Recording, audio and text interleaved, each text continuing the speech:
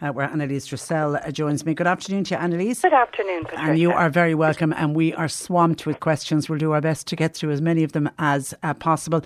This came in earlier. Hi, Patricia and Anneliese. I have 9-month-old twins, Kate and Anya. Firstly, congratulations on Kate and Anya. My own energy levels are starting to fade. Any recommendations, please, for a supplement? Also, my iron is a little low as well, and that's from Anna from Bandon. Oh my God, dealing with newborn twins can be tough even at 9 months. Absolutely. My brother had twins, and it's not really twice the work. I think it's 3 times the work because you really never get a rest, you know. So, I think probably 2 things I'd recommend here. One is a very good kind of quality multi. If you're not breastfeeding, I do definitely think the Source of Life Gold for energy is fantastic. But if you are breastfeeding, there's a bit of ginseng in that, so that wouldn't be suitable. In which case, maybe something like Oxylent. And because you see, you're probably as well not eating, you're kind of grabbing food as you go, so not probably eating well. So that would just make sure that you were getting all the vitamins and minerals that you'd need. And you could take a separate iron supplement. The gentle irons are the ones that have got iron biglycinate is possibly the one that's most gentle on the stomach, because a lot of people do end up getting very constipated or it irritates their stomach. So I know that Terranova is an excellent brand. Also, Ferrodyn is an excellent brand, and the NutriAdvanced brand as well, and Maconta. They're all really good irons. So I would do a good multi, and I would add the iron separately as well. Okay, and it will get easier, Anna. That's all we can say. It will get easier. Hi, this is an email in from Michelle. Question for Anneliese. I drink a lot of bottled water, about 1.5 litres per day, but I don't know if it's doing me more harm than good. Could it be washing out essential vitamins and minerals as well as my electrolytes? I do take supplements every morning. I welcome your suggestion on the amount of water I should be drinking every day. Yeah, well, I suppose like the guidelines are 2 litres a day, Patricia, but I've never believed that because I don't drink anywhere near 2 litres a day myself, and I don't get dehydrated at that. So I think if you're in a very warm climate where you're sweating a lot, or if you're in a job where you're sweating a lot, you will definitely need to drink more. The more water you drink, if you don't need it, you are actually diluting the electrolytes in your body, which would be things like magnesium, sodium, calcium and potassium. And actually, over-diluting those can make you feel very weak and your heart might even get a bit fluttery, and you can feel very tired and very weak. So I would recommend that if anyone is drinking an awful lot of water, to just even put a pinch of sea salt or Himalaya salt in there just to keep those electrolytes up. You can actually also buy those electrolytes. And then really you don't probably need to worry too much about how much water you drink. But I definitely think in the winter time, I'd say like a litre of water is probably plenty, because you'll be still getting water through your food, and you'll still probably have a cup of tea or coffee. There'll be a bit of water in that as well. So when maybe cut it down to a litre and make sure you're putting a little bit of salt in. You'll be fine then. All right, Ted says, question for Anneliese. I have a healthy diet, but I've started lately getting a bloated feeling, and sometimes I feel like my bowel isn't emptying fully. What could be going on? So, well, it possibly is that maybe the bowel isn't emptying fully. There's different things that can happen that cause bloating and a slow digestion. If you've had an antibiotic, that's always the most obvious choice, that you've disrupted the balance of good and bad bacteria. So that could always be a good start, is just to take a probiotic. And that often will resolve issues. And there's some very good ones on the market. You don't need to spend €100, 50 quid on a probiotic to get a good one. So BioKult has got 14 different strains in there, and that's a very reasonable one. Udos is another very good brand. And we have a lovely one here, Natures Plus Microbiome. There's 18 different types in there, and none of those are massively expensive. So that would be a very good place to start. If you're feeling a bit sluggish in terms of your digestion and maybe not evacuating your bowels fully, increase soluble fibre, not insoluble. So I always think the difference, if you can imagine when you pull the strings off a piece of celery, Patricia, that really stringy, hard stuff, that's insoluble fibre. So if you're a bit stuck, that can actually kind of build up and nearly impact in your bowel as opposed to helping push through. So what you want is fibre that goes more kind of jelly-like, and you get that in kiwis, pears, prunes, oats. So oat bran, put a spoon of oat bran on your porridge in the morning, cut up a couple of kiwis into it, and also there's another fibre that you can take called psyllium. It's spelled Psyllium. You'll get it in any health shop.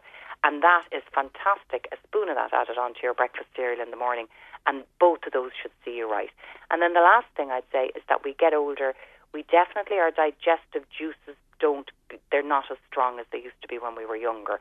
So I think sometimes taking a digestive enzyme can work very well and just help you break your food down and move it through much quicker. The other advantage of that, of course, is that you're getting more of the good out of your food as well in terms of vitamins and minerals. So a good brand of that. I know that Terranova do a very good one, and Natures Plus do a great one called Ultrazyme as well, so try something like that. Okay, question for Anneliese, please. I have pulmonary fibrosis and I suffer a lot from fatigue from time to time. It can usually last up to 3 weeks. It affects concentration, my eyes. Is there any vitamins or anything you could suggest that I could take? So I'm not sure what pulmonary fibrosis is, Patricia. Is that, that's in the lungs? I would think so, pulmonary, yeah. It must be build up of, yes, that's the word. So pulmonary is the lungs, and then fibrosis is tissue, is hardened, kind of like, almost like scar tissue. So basically the lungs aren't working, and then I suppose if inflammation kicks off, then that's probably when you'd feel, get the 3 week period of not feeling well. So you're not getting enough oxygen really to the tissues, and that's why you would feel tired. You're not oxygenating properly. So one thing I could suggest is there is an oxygen chamber down in Bandon that I've heard amazing things about, and you can book in for that.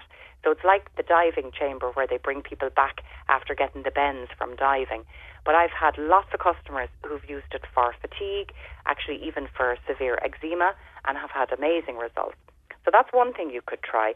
The other thing then really is just to support your lung tissue. And for that, you need to, I suppose, really avoid any kind of allergens. So try and identify that. Keep them clear of mucus. So for that, I would recommend the Dr. Clare congestion blend, which is very good at kind of helping keep the mucus down. And the other thing I'd recommend then is the Dr. Clare. She does a tea for the lungs. It used to be called lung tea. I think it's had to be changed. So I think it's now called Clear Away tea. You'll get that here in the shop or on the website. And these just are very good for supporting the health of the lungs and keeping the mucus down as much as possible. And then you're less likely to get inflammation and forward. Okay, here's an unusual one. Question for Anneliese. My husband has terrible trouble swallowing tablets lately. He's okay swallowing food. Any help? I really appreciate it as it's causing him so much stress. Okay, so yeah, well, a lot of people just can't swallow tablets and then don't chew their food and can swallow huge amounts of foods. My sister being one of them, she just says, no, I can't swallow tablets. So it's definitely for her psychological anyway. So it is a psychological thing, and it does, the more you think about it, then of course the more difficult it's going to be to swallow. So if they're very big, the first thing I suggest is try and break them up.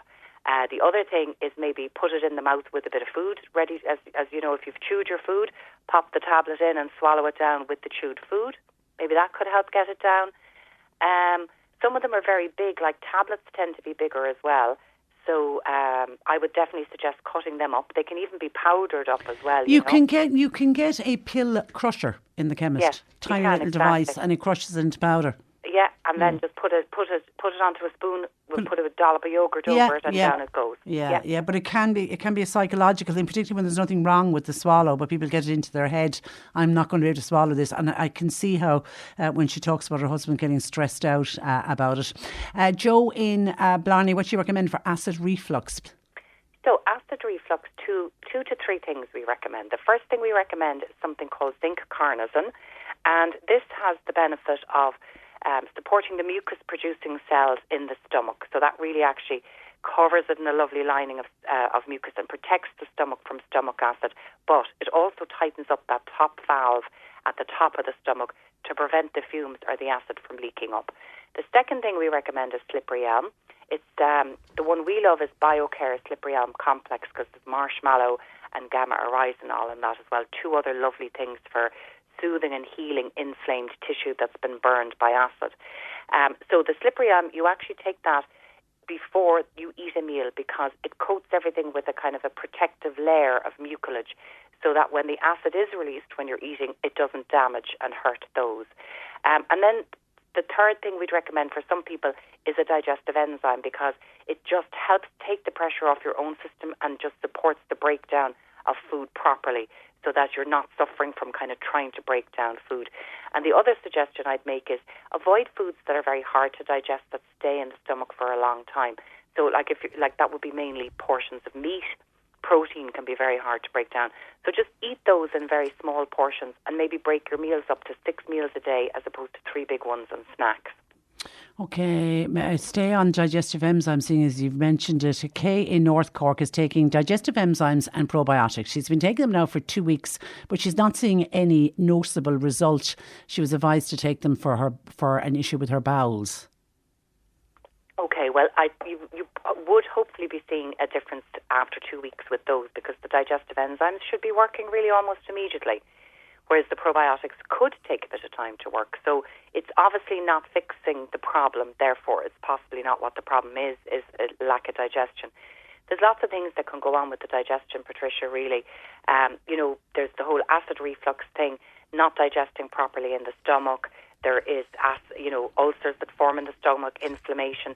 There's bacteria that can move up into the small intestine and cause a lot of problems like bloating, constipation or diarrhea, very bad wind, discomfort.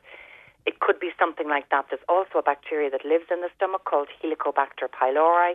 So that could be the problem. And the probiotic and the digestive enzyme won't address those bacteria. So she probably needs to go really and see a proper professional, maybe a nutritional therapist who would specialise in the gut, and just get it figured out, because it's obviously not the right products if they're not fixing the problem at this stage. Okay, hi Anneliese. How do I get rid of massive weight increase after menopause? Also, I'm feeling tired constantly.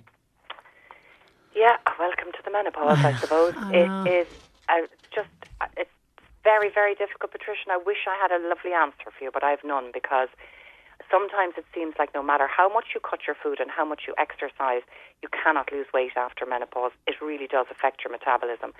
So there'd be a couple of things that may or may not help that I'll suggest. But the first thing is possibly, is it also related to the thyroid? So you could take a supplement that would support your thyroid. Viridian do a thyroid complex. BioNutri have a great one called Thyro Complex, I think that's called. So there's a few different ones, but basically they will support your thyroid. They'll give it everything it needs in order to make proper thyroid hormone. And if your thyroid is slow, you will put weight on and find it very difficult to lose, and you will also feel tired. So doing that for a month or two certainly won't do any harm, and if it doesn't fix the problem, then it's possibly not your thyroid. The energy thing, that's very common with menopause as well. I maybe would recommend going on a natural HRT or HRT. So we get great feedback on 2 products in the shop. One of them is the Revive Menoactive, and the other one is the NutriAdvanced Perimenopause Support. And they have a kind of a whole combination of things in there to support you for hormone balance, for energy, for stress, for mood, for the brain fog, for everything that really comes along with menopause. So you could try those first. And if you didn't get any success with those, then definitely think about HRT, because the new HRT is, there's far, far less risks involved with it than there was with the old HRT, and it can change your life. And actually, I'm wondering, is that the same advice for Siobhan, who's going through menopause at the moment? She's had some slight spotting. She was told it was due to the low estrogen levels, and she's wondering, she wants a natural product. Yeah, exactly. Either of those would do, Patricia. Now, they're very good products if you've got a lot of symptoms, but it might be overkill if you don't have too many symptoms, because you're spending money on stuff you don't need. In which case, there are very good value products. So Terranova do a Dong Quai. It's spelled DONGQUAI, and that has natural plant-based hormones in it. And also A Vogel does a menopause support, which again is a blend of plant-based hormones. So they would be very good value if you don't have any of the other typical symptoms like brain fog or joint pain or sore breasts or low mood or anxiety or tiredness or hot flushes or any of the long list. Yes, the list goes on. All right, Bernice is back on. She was on to us last week about the ear candles that you recommended. Yes. But somebody's told her now she needs to get essential oils to use with them. She's wondering, what are the essential oils and where can she buy?